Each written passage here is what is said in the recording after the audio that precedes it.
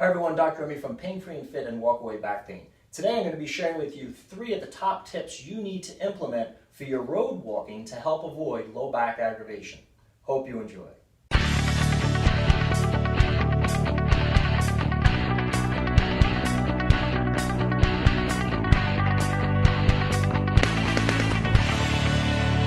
So if you like to use walking and modifications in your mechanics as you walk to help self-rehabilitate your lower back pain, you've probably come across the symptom of low back pain when you walk on a hard road.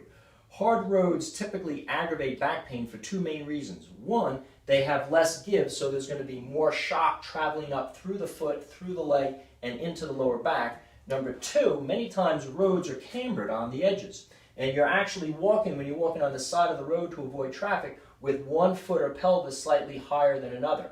Typically, the inside part of the road is going to be higher, and the lower outside part of the road is going to be lower. And this asymmetry, as you walk for 20 minutes, 30 minutes, an hour, adds up. It compresses one side of the back, it overstretches another, and many times aggravates disc problems, spondylolisthesis, all kinds of stenosis symptoms.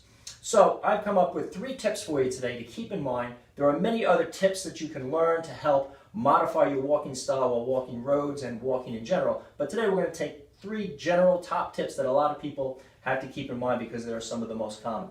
Number 1, as we walk, as we're going to hit with our strike with our foot on the road, make sure that your knee when walking on a road versus a softer surface such as sand or grass is slightly bent. By bending the knee even as little as 1/8 or 1/16 of an inch, it allows one of the greatest shock absorbing mechanisms in your leg to help absorb the shock of the hard road so you're not having that traveling into your lower back. Again, you don't have to walk with a great big lunge like a walking lunge exercise, but just a very simple slight bend to your knee with both knees as you walk through.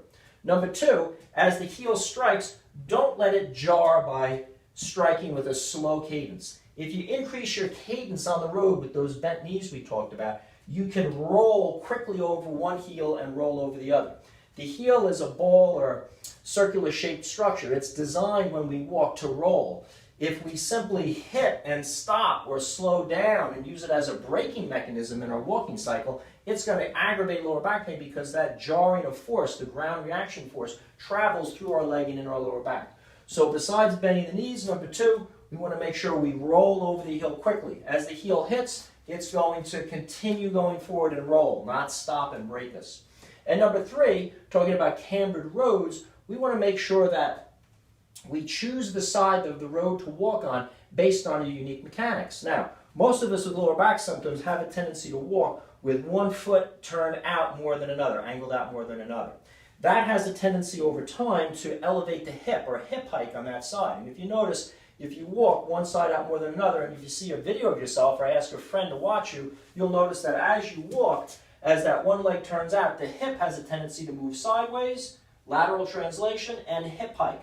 That causes compression on that side of the back, and typically the torso is going to have a tendency to lean to that side.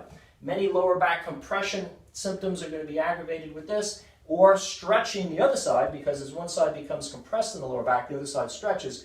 Either can aggravate lower back symptoms, regardless of whether we're talking about herniated discs, degenerative disc, bulging discs, spondylolisthesis, sacroiliac problems, stenosis. It's all the same. This lateral or sideways translatory stress is being imparted to your spine step after step and aggravating the lower back. So once you know the side that you typically hip hike on, and again, if you're not sure which leg turns out or not, go to the painfreeandfit.com website. We have a free body analysis. It'll show you what side has a tendency to turn out more than another with a face-down prone test with your legs turning apart. You can also check this in a standing position by balancing and see which side has greater balance, which side has a tendency to have the hip come up or the ribs to lean into. Those are all available in any of our products or the free body analysis at painfreeandfit.com. So once you know what side you're more prone to hip hike on or lean towards, you want to make sure that side is positioned on the low side of the road. So let's say I have a road that's high here in the middle and I'm walking on the right side and I have a tendency to hip hike on the right side. That's the ideal way for me to walk because it's allowing the upper side of the road, the middle of the road, to be my high side and the lower part of the road to be my low side, my hip hiking side. Naturally, without even thinking about my mechanics, if I walk that way, I'm going to be allowing my right pelvis to drop a little bit into the low side of the camber, and that's going to help level me out, and as a result, produce less stress in my back with each step I take during my road walks. Keeping these 3 tips in mind is going to go a long way to helping you enjoy the rehabilitative effects of your corrective exercises as you walk and help to reduce lower back symptoms. If you like this video on how to avoid aggravating lower back pain with road walking, check out our channel, subscribe to it. We've got a lot of great videos out there to help you with exercises for lower back pain. Questions or comments, write in. As always, I'll do my best to answer them. Thumbs up to help me share this valuable information with others. And remember, if you're looking for a great way to self-manage, self-rehab your own lower back problems, whether it's disc herniations, bulges, degenerative disc disease, stenosis, spondylolisthesis, sacroiliac problems, facet arthritis, it really doesn't matter what the actual anatomical diagnosis is. The key to managing lower back pain is tailoring an exercise program that corrects your mechanics that are aggravating your lower back symptoms, that are irritating those soft tissues. We've got a great program to help you with this in the Walk Away Back Pain program available at painfreeandfit.com. It has all the analysis you need to understand what your mechanical issues are, the exercises of how to correct them, and the specific tailored tweaks that you make to your walking form so that rehab doesn't have to be a big thing where you go to the gym or sign up for rehab sessions. You can actually rehab your back with these little modified versions of walking to use certain muscles to correct muscle imbalances and to improve the stability of your lower back. Available at painfreeandfit.com. I hope this video on road walking and the 3 essential tips to avoid low back aggravation helps you with your chronic lower back problems.